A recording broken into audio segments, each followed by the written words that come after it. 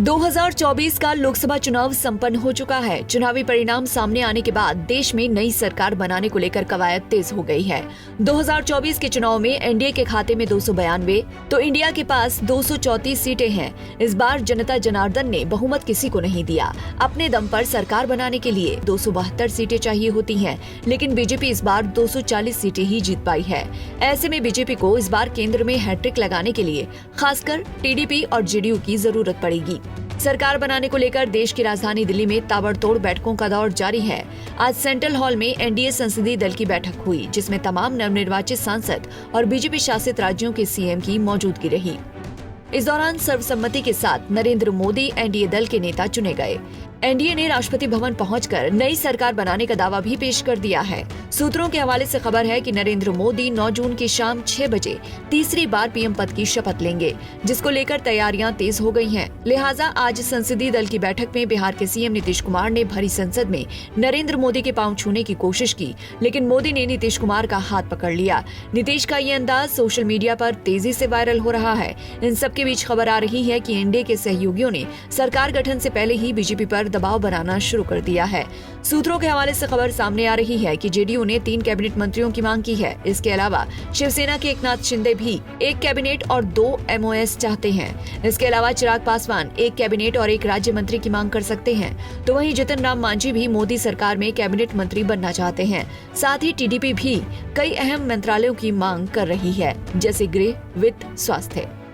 संसदीय दल की बैठक में नरेंद्र मोदी को एनडीए का नेता तो चुन लिया गया, लेकिन सवाल ये है कि आखिरकार ये गठबंधन वाली सरकार कब तक चलेगी, क्योंकि कई बार नीतीश कुमार और चंद्रबाबू नायडू पलट चुके हैं। सबकी अपनी अपनी मांगे हैं, अपनी अपनी विचारधारा है।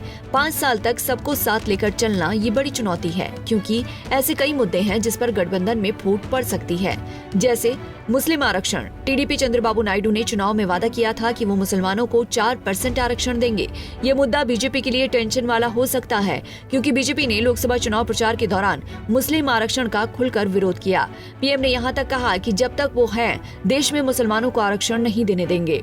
वहीं मुस्लिम आरक्षण पर जब टीडीपी नेता रविंद्र कुमार से सवाल किया गया कि आंध्र प्रदेश में पार्टी मुस्लिम आरक्षण जारी रखेगी, तो उन्होंने हाँ में जवाब दिया। उन्होंने कहा कि हाँ, हम इसे जारी रखेंगे। Muslim reservation will be continue in Andhra. Yes, we will continue that.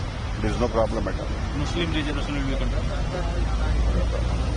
वहीं अग्निवीर योजना को लेकर जेडीयू के दिग्गज नेता केसी त्यागी ने कहा कि अग्निवीर योजना को लेकर बहुत विरोध हुआ था और चुनाव में भी उसका असर देखने को मिला है। इस पर दोबारा से विचार करने की जरूरत है। अग्निवीर योजना को लेकर के मतदाताओं के एक हिस्से में नाराजगी रही है। हमारी पार्टी चाहती है कि विस्तार से उन कमियों खामियों को दूर किया जाए, जिसको लेकर के जनता ने सवाल उठाए।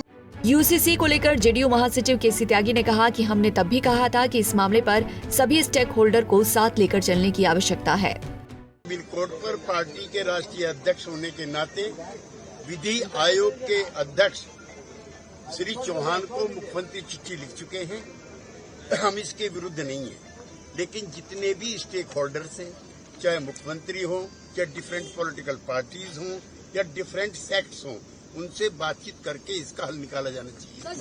मुस्लिम आरक्षण, UCC, one nation one election, Agniveer योजना, ये तमाम ऐसे मुद्दे हैं जिस पर बीजेपी और उसके सहयोगी दलों के बीच खटपट हो सकती है।